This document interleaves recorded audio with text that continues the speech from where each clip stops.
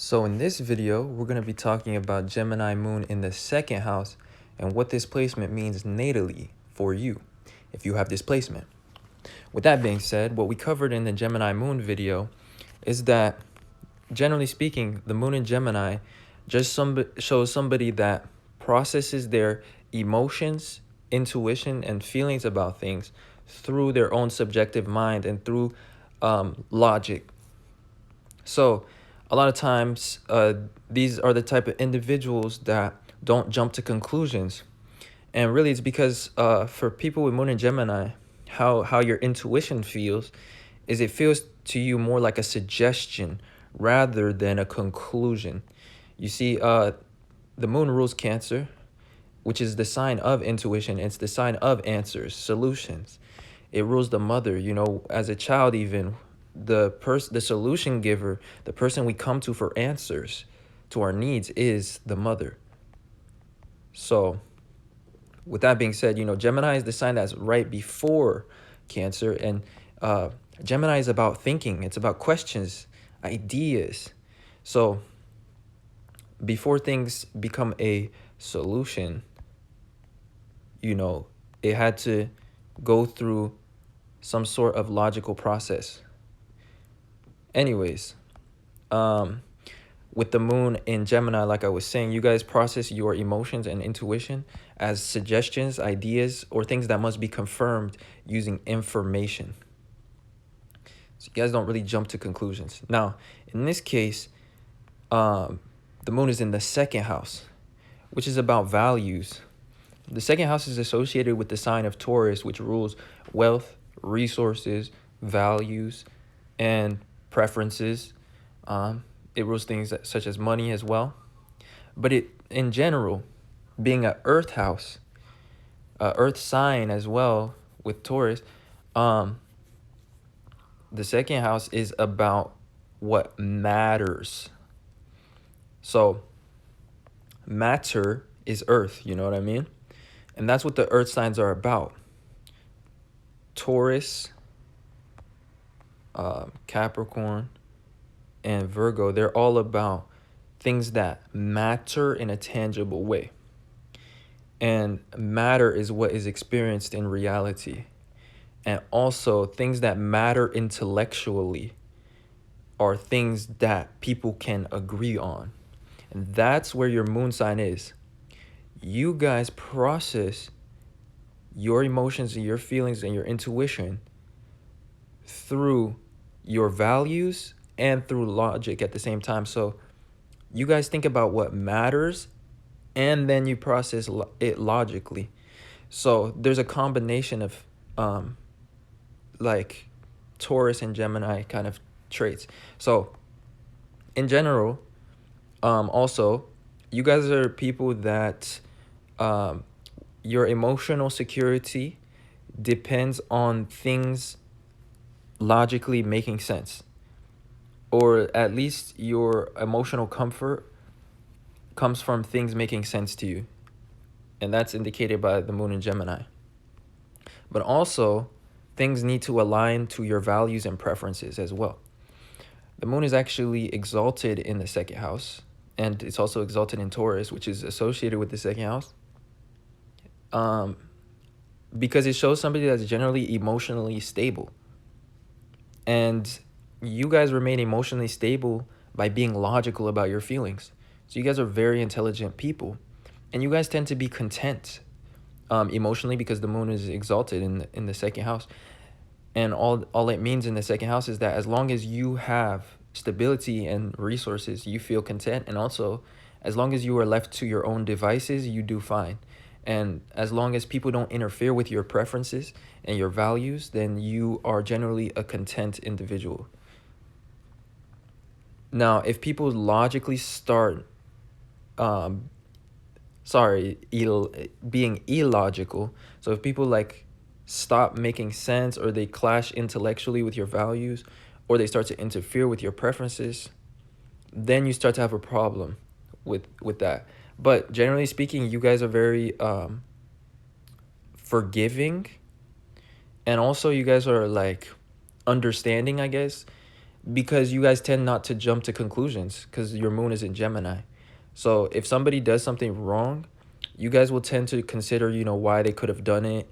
And until you have 100% reason why, you don't jump to a conclusion.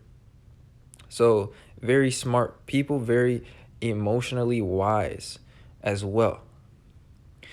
And the reason why I said compassionate is because, when the moon is in Gemini, it's in the 12th house from its own house.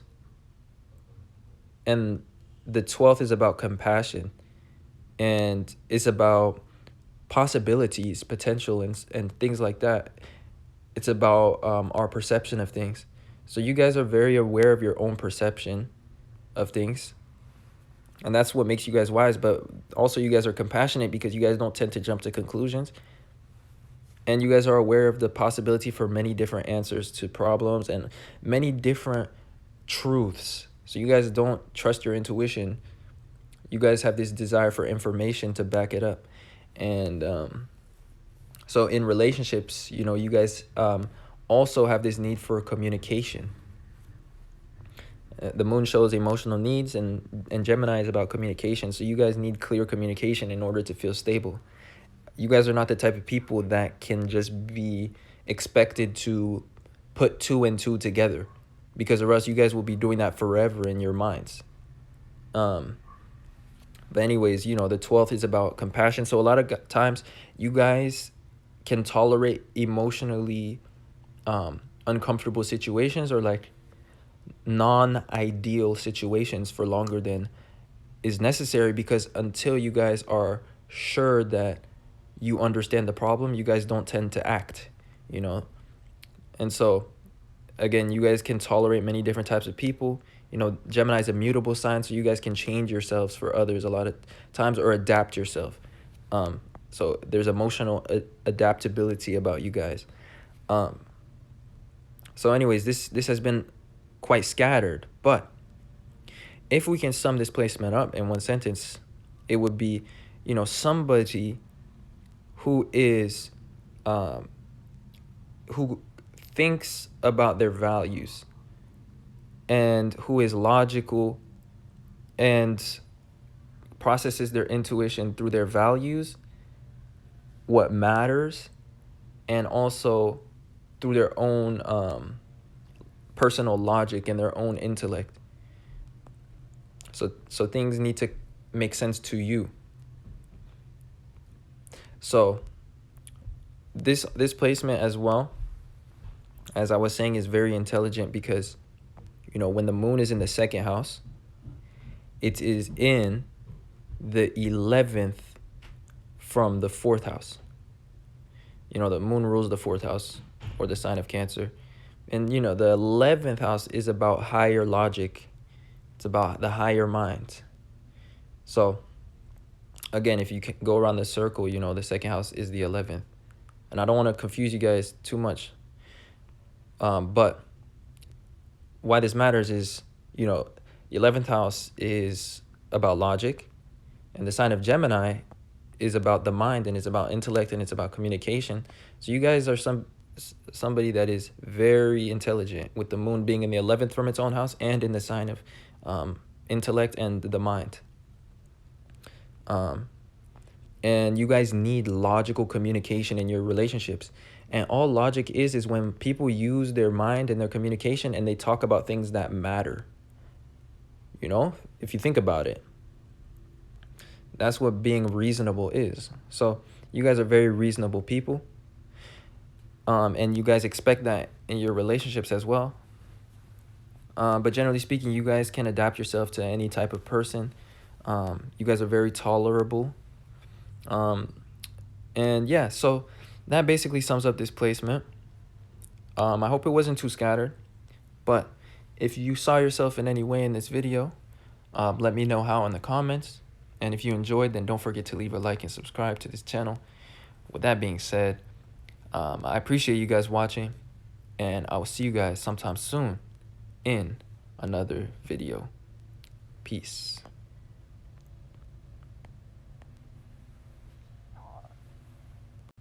Now, here's something I forgot to talk about. So you guys have the moon in Gemini, which is ruled by Mercury,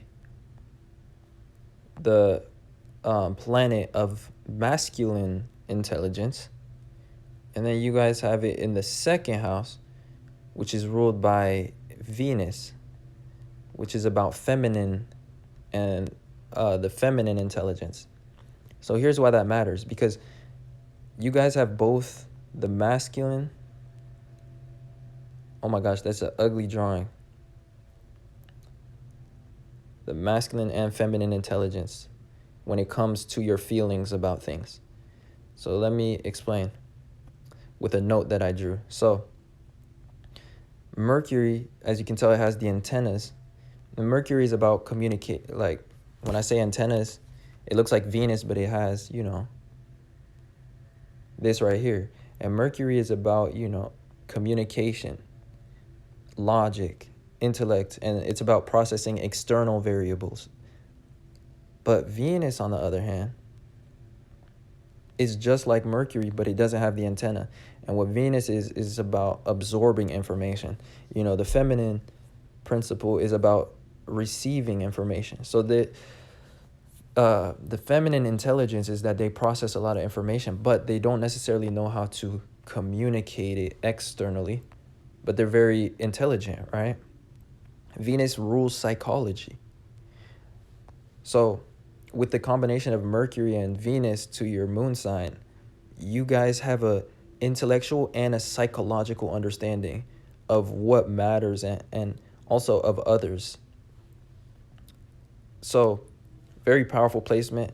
There's a lot of intelligence here. You guys have this ability to absorb information and also to process external factors, external variables, and communicate how you're feeling and, communicate deep psychological concepts and at least process them in your own mind if you're not able to communicate it.